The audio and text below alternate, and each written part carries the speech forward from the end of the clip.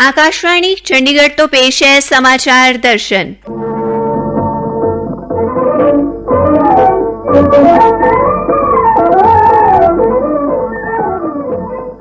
ਅੱਜ ਦੇ ਅੰਕ ਵਿੱਚ ਸ਼ਾਮਲ ਹੈ ਪੰਜਾਬ ਅਤੇ ਹਰਿਆਣਾ ਦੇ 3 ਵਲੰਟੀਅਰਸ ਦਾ ਰਾਸ਼ਟਰੀ ਸੇਵਾ ਯੋਜਨਾ ਪੁਰਸਕਾਰ ਨਾਲ ਸਨਮਾਨ, ਹਵਾਈ ਫੌਜ ਦਿਵਸ, ਪੰਚਕੂਲਾ ਚ ਅੰਮ੍ਰਿਤਕਾਲ ਦੌਰਾਨ ਚੱਲ ਰਿਹਾ ਸੇਵਾ ਪੰਦਰਵਾੜਾ ਅਤੇ ਗੈਂਗਸਟਰ ਦੀਪਕ ਟੀਨੂ ਦੇ ਫਰਾਰ ਹੋਣ ਲਈ ਜ਼ਿੰਮੇਵਾਰ ਪ੍ਰਿਤਪਾਲ ਸਿੰਘ ਤੇ ਕਾਰਵਾਈ।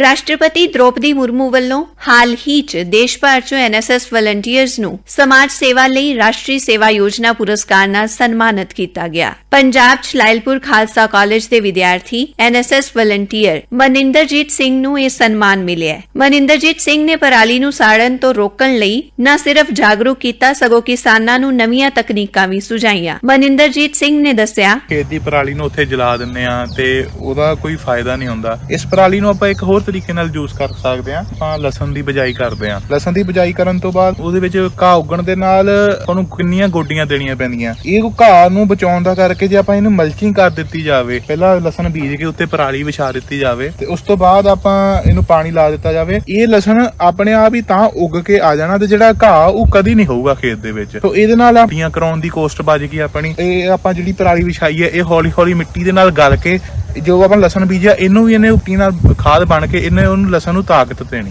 ਹਰਿਆਣਾ ਦੇ ਹਿਸਾਰ ਅਤੇ ਸੋਨੀਪਤ ਚ 2 ਵਲੰਟੀਅਰ ਇਸ ਸਨਮਾਨ ਦੇ ਹੱਕਦਾਰ ਬਣੇ। ਹਿਸਾਰ ਚ ਐਨਐਸਐਸ ਵਲੰਟੀਅਰ ਅਕਸ਼ੇ ਮਹਿਤਾ, ਜੋ ਹਰਿਆਣਾ ਖੇਤੀਬਾੜੀ यूनिवर्सिटी ਦੇ ਵਿਦਿਆਰਥੀ ਨੇ, साडे पत्रकार नाल रूबरू हुए। मुझे महामहिम राष्ट्रपति द्वारा एनएसएस का राष्ट्रीय पुरस्कार 2020-21 की श्रेणी में प्राप्त हुआ है। मैंने अनेक गतिविधियों में बढ़ चढ़कर भाग लिया, जिसमें कि पौधारोपण, जागरूकता रैली और अनेक रक्तदान शिविरों का आयोजन करवाने में अहम भूमिका निभाई। मुझे माननीय कुलपति डॉक्टर BR कम्बोज व अन्य गुरुजनों द्वारा समय समय पर सेवा करने की प्रेरणा मिलती रही। मैं अपने सम्मान का श्रेय माननीय कुलपति, सभी गुरुजनों एवं अपने माता पिता को देता हूँ। हरियाणा खेतीबाड़ी यूनिवर्सिटी हिसार दे उपकुलपति प्रोफेसर BR कंबोज ने अक्षय मेहता दी इस प्राप्ति ते खुशी दा प्रगटावा कीता है। हरियाणा कृषि विश्वविद्यालय हिसार के कृषि महाविद्यालय के छात्र अक्षय मेहता को महामहिम राष्ट्रपति द्वारा सम्मानित किया गया है। ये सम्मान उनको युवा कार्यक्रम एवं खेल मंत्रालय के द्वारा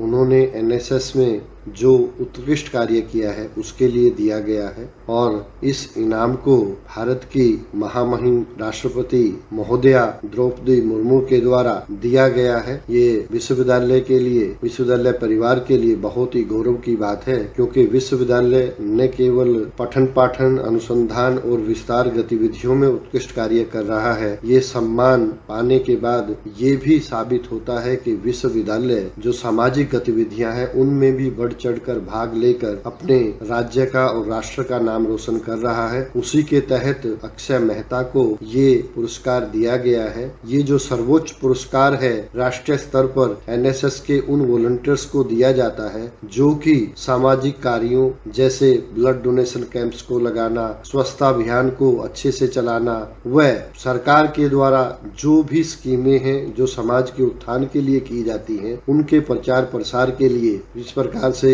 वातावरण संरक्षण की बात करें उसमें पौधारोपण का कार्यक्रम है। और क्योंकि ये छात्र कृषि विश्वविद्यालय से संबंधित है तो इन्होंने किसानों को भी जो भारत सरकार या राज्य सरकार के द्वारा नई नई स्कीमें चलाई जा रही हैं जिससे किसानों का उत्थान हो सकता है, उसके प्रचार प्रसार में भी अहम योगदान दिया है। मैं अक्षय मेहता को, इनके पूरे परिवार को विश्वविद्यालय परिवार की तरफ से, हरियाणा सरकार की व भारत सरकार की तरफ से बहुत बहुत शुभकामनाएं देता हूं। परसों 8 अक्तूबर ਨੂੰ ਹਵਾਈ ਫੌਜ ਵਾਯੂ ਸੈਨਾ ਦਿਵਸ ਮਨਾ ਰਹੀ ਹੈ। ਇਸ ਦਿਨ ਚੰਡੀਗੜ੍ਹ 'ਚ ਇੱਕ ਖਾਸ 에ਅਰ ਸ਼ੋਅ ਹੋਵੇਗਾ ਜਿਸ ਦਾ ਟ੍ਰਾਇਲ ਅੱਜ ਵੀ ਚੱਲ ਰਿਹਾ ਹੈ। ਹਵਾਈ ਫੌਜ ਦੇ ਮੁਖੀ air chief marshal VR Chaudhary ਨੇ ਹਵਾਈ ਫੌਜ ਦੇ ਪਰਾਕਰਮ ਤੇ ਚਾਨਣਾ ਪਾਉਂਦਿਆਂ ਦੱਸਿਆ, It is indeed an important occasion for all air warriors as we reaffirm our commitment to protect the nation's sovereignty and integrity at all costs. We also pause to remember and pay tribute to our predecessors whose fortitude, vision and courage has allowed us to be counted amongst the best in the world. Recent events on the global landscape have clearly indicated that the presence of a strong military is imperative to ward off external threats through deterrence, and if deterrence fails, to neutralize those threats. Therefore, the armed forces in general and the Indian Air Force in particular will continue to remain a linchpin in the national security matrix, both as a coercive deterrent as well as a war-winning instrument. Over the years, the Indian Air Force has proved its capability across the entire spectrum of conflict, ranging from peace, no war, no peace, and conflict situations. Today, newer domains of cyber and space are increasingly affecting the conduct of operations even in the traditional realms. To absorb these changes, the Indian Air Force is on a path of transformation so that we can fight and win tomorrow's wars. We are in the process of acquiring and operationalizing cutting-edge systems in our inventory. At the same time, the task of upgrading the existing inventory of aircraft, weapons and other combat support systems continues unabated. We continue to be actively deployed while at the same time expediting the operationalization of recently inducted systems like the Rafale, the light combat aircraft, S-400 among others. Our SAJW units continue to be on alert and our fighters are always on readiness to be scrambled in a matter of few minutes to counter any emerging threat. The Indian Air Force participated in exercise Blue Flag in Israel, exercise Kudra Shakti in Malaysia, the Tactical Leadership Program in Egypt, the ALTC in UAE, and the recently concluded exercise Pitch Black in Australia. We also hosted Oman for the exercise Eastern Bridge in February this year. We were also the first service to sign a contract under the AIDEX program for counter-UAS systems. The Meher Baba 2 scheme has also been launched and we hope to see significant progress in the domain of unmanned aerial systems. In line with our Honorable Defence Minister's vision of transforming the Indian Air Force to an aerospace force, we see space as a natural extension of the air medium and we understand the need for exploiting this domain to the nation's advantage. Space-based assets significantly enhance the potency of air power and therefore our strategy is to fully integrate our air and space capabilities to have a common picture of the aerospace medium and to enable optimum force application. Air power has the unique capacity of undertaking independent strategic operations as well as operations coordinated with sister services and other arms of the national security apparatus. We have recently updated and revised the doctrine of the Indian Air Force to keep it relevant. The next step would be to use our doctrines and well-trained manpower to evolve employment philosophies and concept of operations.